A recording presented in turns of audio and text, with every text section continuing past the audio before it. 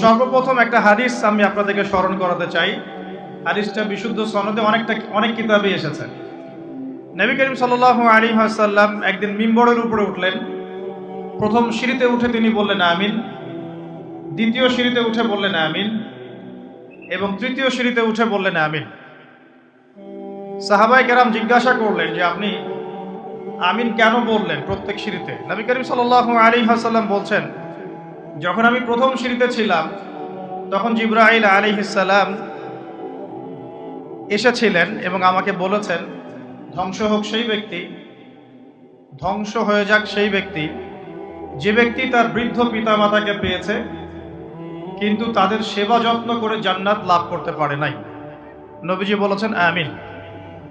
অর্থাৎ শিখলাম, যাদের ঘরে পিতামাতা আছে, পিতামাতা দুজনে আছেন বা দুজনের একজন আছেন, তাদের খেদমত করে যদি আমরা জান্নাত অর্জন করতে ব্যর্থ হই তাহলে আমাদের জন্য ধ্বংস। আমরা কি এটা চাবো? আল্লাহ পাক আমাদের সবাইকে পিতামাতার হক আদায় করার তৌফিক দান করুন। দ্বিতীয় সিঁড়িতে নবী সাল্লাল্লাহু আলাইহি ওয়াসাল্লাম, তখন জিবরাইল আলাইহিস সালাম বলেছিলেন, ধ্বংস হোক সেই ব্যক্তি, যে ব্যক্তি রমাদান মাসকে পেয়েছে, যে ব্যক্তি রমাদান মাসকে পেয়েছে কিন্তু রমাদান মাসকে পেয়েও ইবাদত বন্দেগীর মধ্য দিয়ে তার গুনাহগুলোকে মাফ করাতে পারলো না, সেই ব্যক্তি ধ্বংস হয়ে যাক। বলি নাউজুবিল্লাহ। আমরা কি এটা চাই?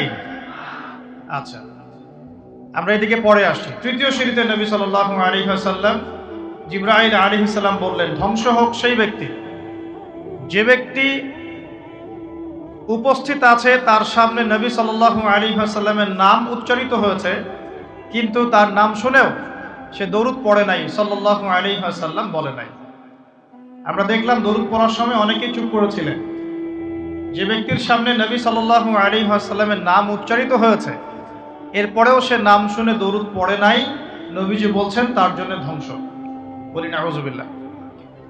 এর বিপরীতে অনেক হাদিস আছে, যদি আপনি একবার নবীর প্রতি দরুদ পড়েন আপনার প্রতি 10 বার রহম করা হবে ইনশাআল্লাহ।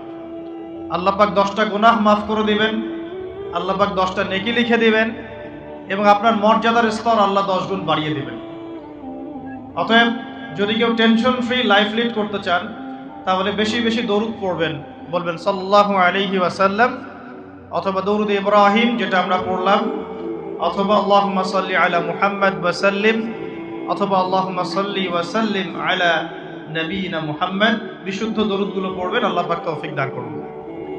এখানে একটা বিষয় লক্ষণীয়, নবীর নাম শুনে দরুদ না পড়লেই যদি অভিশাপ পেতে হয়, নবীর নাম শুনেছি দরুদ পড়ি নাই, একটা আমল ছুটে গেল, এর ফলশ্রুতিতেই যদি নবীর অভিশাপ পেতে হয় তাহলে আমরা সারা জীবনে যারা নবী সাল্লাল্লাহু আলাইহি ওয়াসাল্লামের সুন্নতের খেলাফ চলছি আমাদের কি হবে সেটা ভাবার দরকার আছে কি নাই?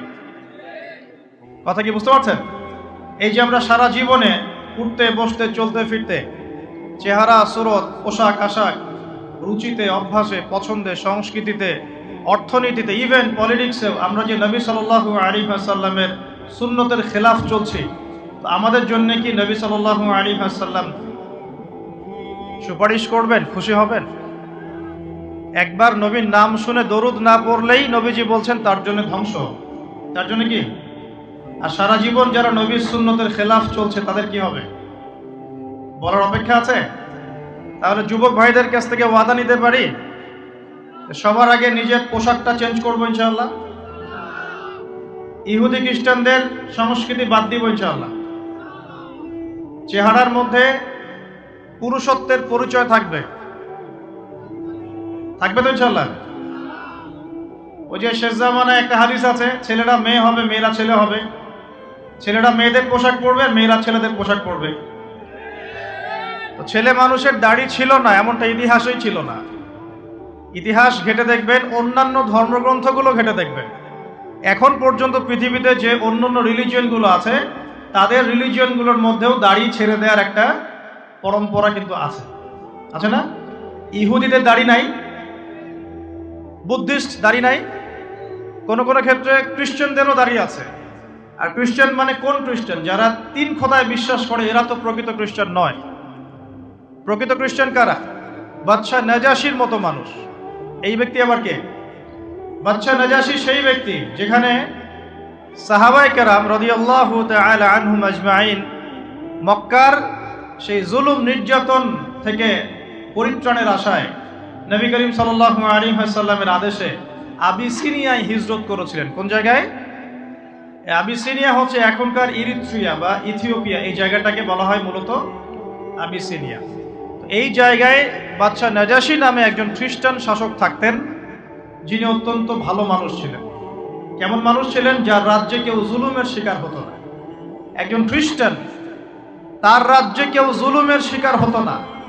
আর এখন মুসলিমদের রাজ্যে ঘরে ঘরে মানে শিকরে শিকরে শিরায় শিরায় জুলুম আর নির্যাতন চলছে কি না? তো জুলুম কাউকে ছাড়বে না, ছাড়বে? জুলুম কাউকে ছাড়বে না।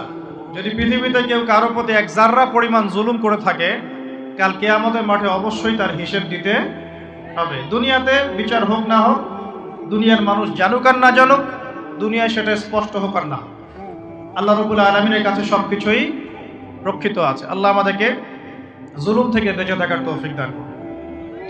আমরা বলি রব্বানা যালামনা আনফুসানা ওয়া ইল্লাম তাগফির লানা ওয়া তারহামনা লানাকুনান্না মিনাল খাসিরিন। আমিন। প্রিয় ভাইরা, যেটা বলছিলাম, যুবক ভাইদের কাছ থেকে ওয়াদা নিচ্ছিলাম, দাড়ি রাখা যাবে তো ইনশাআল্লাহ? আজকের লেকচার যারা শুনছেন, ইয়াং জেনারেশনের ছেলেরা আছেন, দাড়ি ছেড়ে দিবেন, ওয়াদা করছেন তো ইনশাআল্লাহ? আচ্ছা, ওয়াদাও নিব মাঝে মাঝে কিছু কিছু। একটা ওয়াদা করলেন, নিজের গেট আপ চেঞ্জ করবেন। একটা হলো নিজের চেহারা চেঞ্জ করবেন। 3 নাম্বার, নিজের বিশ্বাসের জগৎটা পরিবর্তন করবেন। কোন জগৎ? বিশ্বাসের জগৎ। আপনার জীবনের উদ্দেশ্য কি বলেন? আপনাদের জীবনের উদ্দেশ্য কি? আমাদের ইয়াং জেনারেশনের জীবনের উদ্দেশ্য হয়ে গেছে এখন একটা সার্টিফিকেট, একটা জব, একটা কেরিয়ার, একটা সরকারি চাকরি, একটা ব্যবসা, একজন সুন্দরী নারী। হ্যাঁ, আর যখন আপনি ডিভাইন লাভ, আল্লাহর পক্ষ থেকে ডিভাইন ভালোবাসা আসবে বিয়ের পর, তখন সেখানে শুধুমাত্র স্বার্থ থাকে না, বরং কোনো কোনো ক্ষেত্রে নিজের স্বার্থ ক্ষুণ্ণ করে আমরা স্ত্রীদের স্বার্থ দেখি না? এটা ডিভাইন। যখন আপনি রেসপন্সিবল পারসন, আপনার দায়িত্ববোধ আছে। এটা শুধু একটা যৌন সম্পর্ক না, এটা একটা ভালোবাসার দিলের সম্পর্ক, আত্মায় আত্মায় সম্পর্ক। একজন কষ্ট পেলে আরেকজনের লাগে, আরেকজন খুশি হলে আপনারও খুশি লাগে। সে বিপদে পড়লে আপনি তার পাশে থাকেন। আপনি বুঝতে পারেন যে আপনি তার দিকে সম্মানের চোখে তাকান, ভোগের চোখে তাকান না। তো এই যে প্রেম বিশেষজ্ঞ কিছু কিছু বের হয়েছে, এগুলো থেকে আমাদেরকে বের হয়ে আসতে হবে। আল্লাহ পাক তৌফিক দান করুন। ইয়াং জেনারেশনকে মহব্বত করতে হবে আল্লাহর সাথে। কার সাথে? আল্লাহর সাথে মহব্বত করেন, তার রাসূলের সাথে মহব্বত করেন, তার কিতাবের সাথে মহব্বত করেন, রাসূলের সুন্নতের সাথে মহব্বত করেন। ইনশাআল্লাহ পুরো দুনিয়া আপনার হয়ে যাবে ইনশাআল্লাহ। দুনিয়া তো কিছুই না, পরকাল পুরোটাই আপনার হয়ে যাবে ইনশাআল্লাহ। আর আপনাদের জীবনের উদ্দেশ্য হবে আল্লাহর সন্তুষ্টি অর্জন করা। কি করা? যে কোনো কাজ হোক, যত ছোটই মনে হোক না কেন, হোক সেটা একটা ছোট্ট দিনই প্রজেক্ট বা বড় কোনো ভিশন। আপনি দিনের জন্য একটা মসজিদ মাদ্রাসা করেছেন, অথবা আল্লাহর জমিনে দিন একদম কায়েম করেছেন, ছোট হোক আর বড় হোক, কিছু একটা আল্লাহ রাব্বুল আলামিনের সন্তুষ্টির জন্য এই দুনিয়ায় করে যেতে হবে। আল্লাহ পাক তৌফিক দান করুন। এটা হবে আপনার লাইফের ভিশন, অ্যাম্বিশন। আল্লাহ পাক তৌফিক দান করুন। আমি নিজের বিশ্বাসের জগতে পরিবর্তন নিয়ে আসেন।